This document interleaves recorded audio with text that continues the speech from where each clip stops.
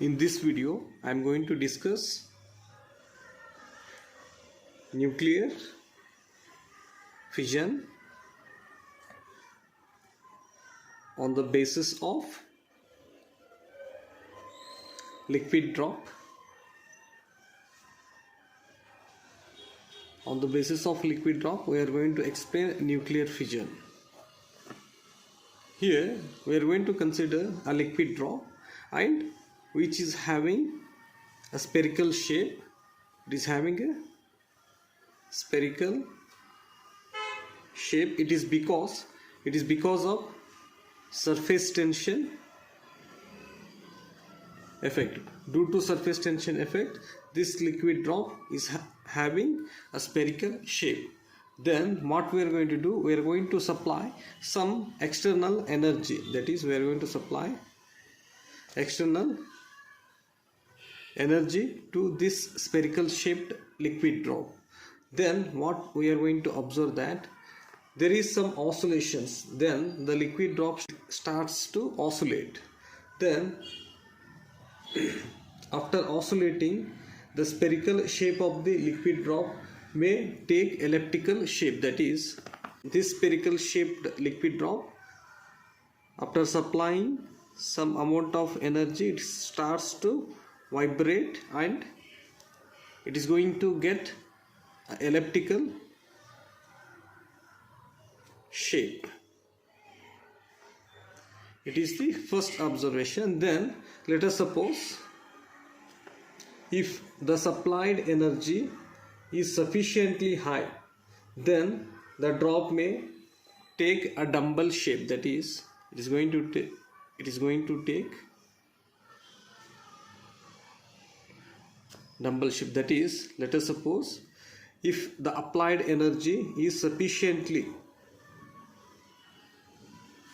high, then this spherical shaped liquid drop is going to get a dumbbell shape.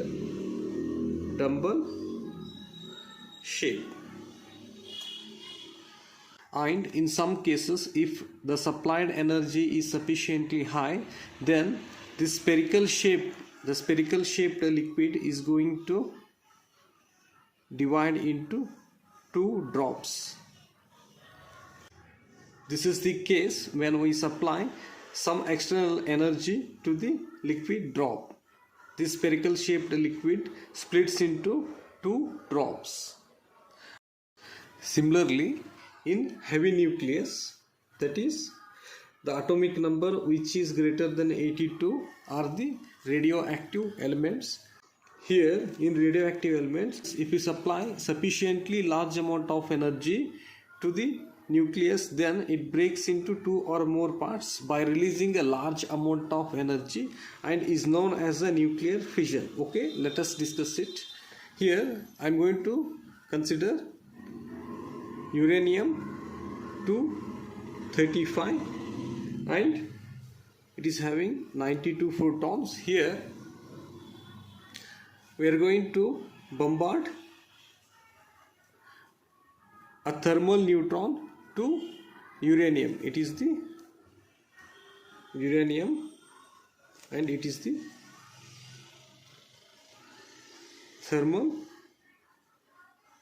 neutron. We are going to bombard thermal neutron to uranium 235. Then after bombarding, this nucleus is going to form an unstable nucleus which is having mass number 236 and 92. Then this nucleus is going to form unstable 236-92 uranium. It is the unstable nucleus. Then after that, it is going to break into two fragments, that is barium 141-56 and plus krypton 92-36 plus 3 neutrons plus large amount of energy. When a thermal neutron is bombarded with uranium nucleus, then it is going to form a unstable nucleus. Then after this, if supplied energy is sufficiently large, then it is going to break into 2 daughter nucleus and 3 neutrons are going to release, and also a large amount of energy is going to release in this reaction.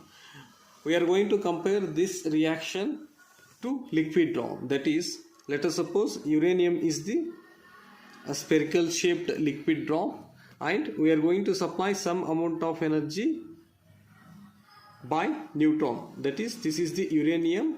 We are going to supply some amount of energy in the form of neutron. Then it's going to take a elliptical shape. Then if the supplied energy is sufficiently high, then it's going to take a dumbbell shape. Then if the supplied energy is large enough, then this nucleus is going to break into 2 nucleus. That is, the first one is barium 14156 and the second one is krypton 9236, and here 3 neutrons are going to produce. This is how we are going to compare a liquid drop to the reaction which takes place in the nucleus. Here one more thing, the mass of the products is less than the mass of the reactants, because here the mass is converted into a large amount of energy. Okay.